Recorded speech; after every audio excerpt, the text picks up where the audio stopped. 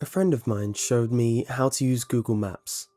I'm sure you've seen it. It lets you use satellite images to look at locations all over the world. A few years ago, I was in a car accident. Since then, I don't really leave the house that often. It's difficult, and the idea of seeing a car drive by makes me feel lightheaded.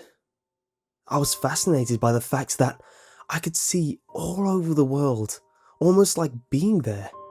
I could virtually walk down the streets and it almost felt like I was really there. I became instantly hooked. It gave me a real eye on the world. I could go to almost any major city, and I did. I'd seen streets in China, Japan, Germany, England, so many places. I'd even gone to tourist attractions like the Great Barrier Reef and Dracula's Castle. My favourite was to go on random places in major cities and see how many people and animals I could find. The faces of the people were always blurred to protect their privacy, but it was still enjoyable to see them out there, enjoying their life, walking like it was no big deal. She must have good taste, I laughed. I zoomed in closer and noticed the grey bag she carried on her grey and purple shoulder strap. She was walking in a relaxed manner, one hand trailing the wall beside her. I bet if I could have seen her face, I would see that she was smiling. I began to feel a little sad. I let my hands fall onto the arms of my wheelchair and I looked at her for a minute more. I wished I could be there, walking so carefree with her. That wouldn't happen though until I died. I was stuck in this chair. I sighed and zoomed out of Tokyo. Enough of this for tonight. I turned off the computer and went to bed. I got up early and decided to look around Paris. Paris was always fun. I liked the look of the city. With all of the old, beautiful buildings and so many people to watch, I randomly zoomed into an area and saw a street lined with old brick buildings, a few small shops, and an old tan brick church. Ahead there was an intersection and dozens of people walked by. A balding businessman walked quickly past, looking back at an old woman, hair covered with a scarf, carrying a large purse. A curvy woman in black pants that was so tight stared into a store window, and two women led a small group of children around a corner. I spun the view around a few more times, and then saw something peculiar. Sitting on the bus bench were two people. One of them was a young woman with her feet stuck out in front of her in a relaxed manner. She was wearing a pair of red sneakers, like my own. I was startled for a moment as I noticed the black pants, white t-shirt and black hooded jacket. Her dark brown hair was tied loosely behind her head. A grey bag sat on a bench beside her, the shoulder strap hooked over her shoulder. This is crazy, I thought. It can't possibly be the same woman. This is a different country, a different continent even. How could it be her? This was stupid. It wasn't as if these were live photographs. They were taken ahead of time and then stored. It's not like she was in two places at once. She could just be a traveller. Besides, without seeing her face, it was impossible to tell if it was the same person. Brown hair was probably the most common hair colour in the world. Those red sneakers were something I purchased online. I'm sure a million other people did too. I shook my head and went to fix some lunch. When I got back online, I decided to look at Berlin. I picked a random street as usual. It looked pretty empty. There were brick buildings lining the streets, looking more like factories than anything else. There were also empty lots, full of long grass and piled gravel. There wasn't much to see at all really. There was a line of motorbikes and a car with two German flags sticking up from it. After more searching, I found one kid. He looked like he was dressed for school, a jacket thrown over his bag.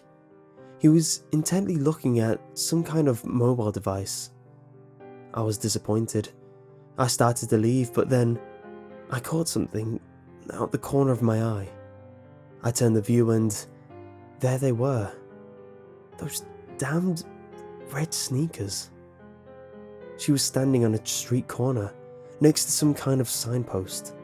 She had a hand on the post, looking down the street, as if wanting to cross the street. I stared in shock. How could she be there too? Even if she were travelling, there was no way I could find her every time.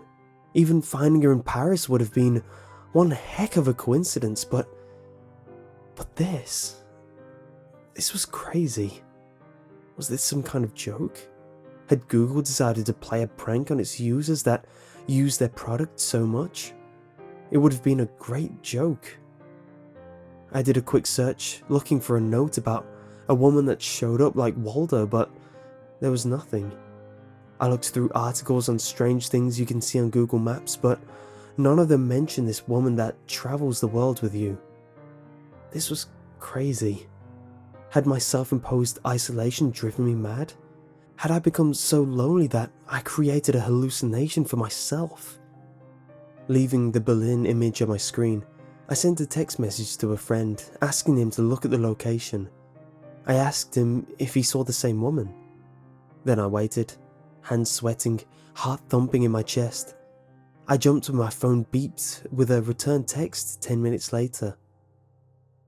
The text read, "I see the lady you're talking about in Berlin. I didn't see her in Paris or Tokyo. Is this some kind of game or what? Are you okay?" I didn't respond, instead returning to the locations in Tokyo and Paris.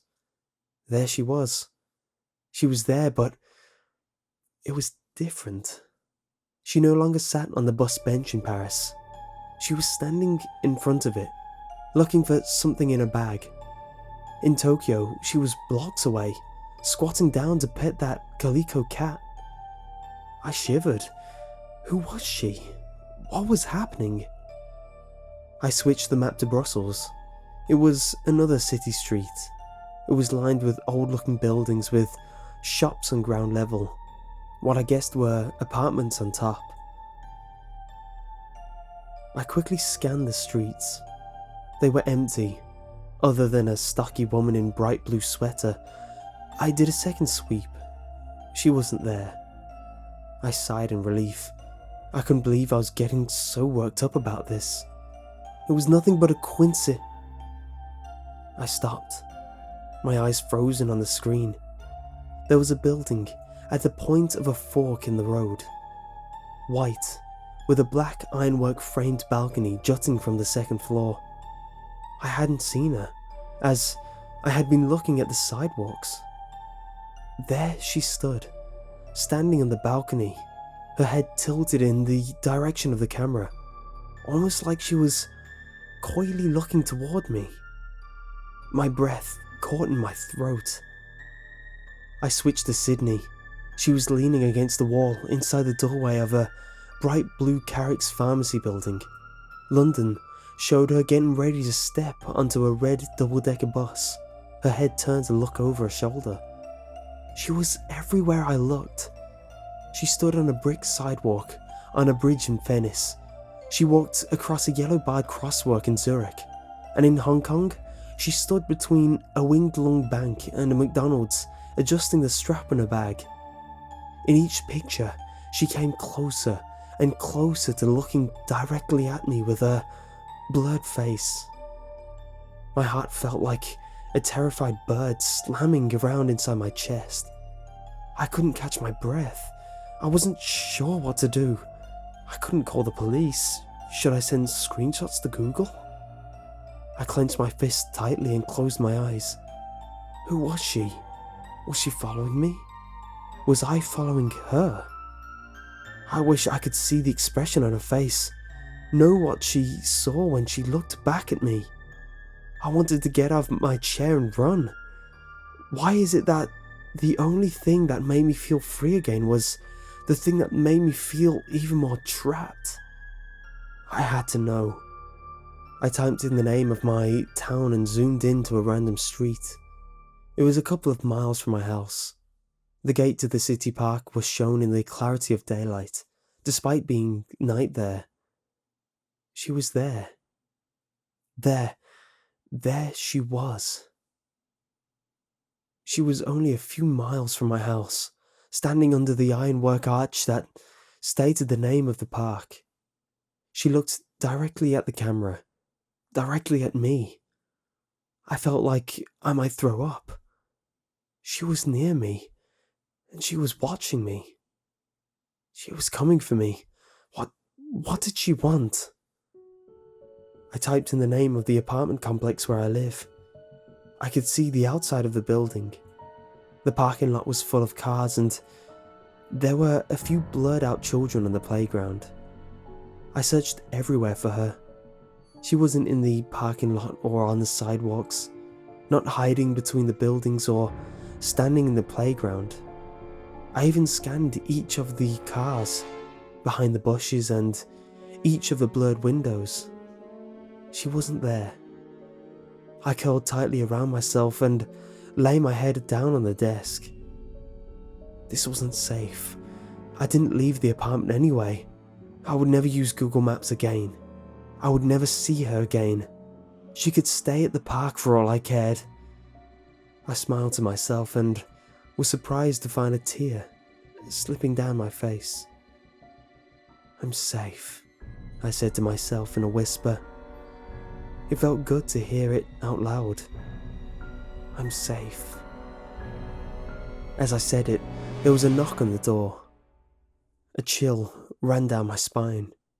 I had a camera hooked to my computer that showed who was at my front door, which made it easier for me with my mobility issues. I slowly reached for the control to show myself who was outside. But my hand trembled furiously. I touched the control. I realized my mistake. The last of Google's images that I'd seen had only shown the outside of the building, just the outside. I looked at the screen and saw a woman in a white t-shirt, black pants, black hooded jacket, and carrying a grey bag with purple and grey striped shoulder strap. Of course, there were those red sneakers. She looked directly at the camera, her face still a complete blur. As I tried to stifle a scream, she raised a hand and knocked loudly on my front door.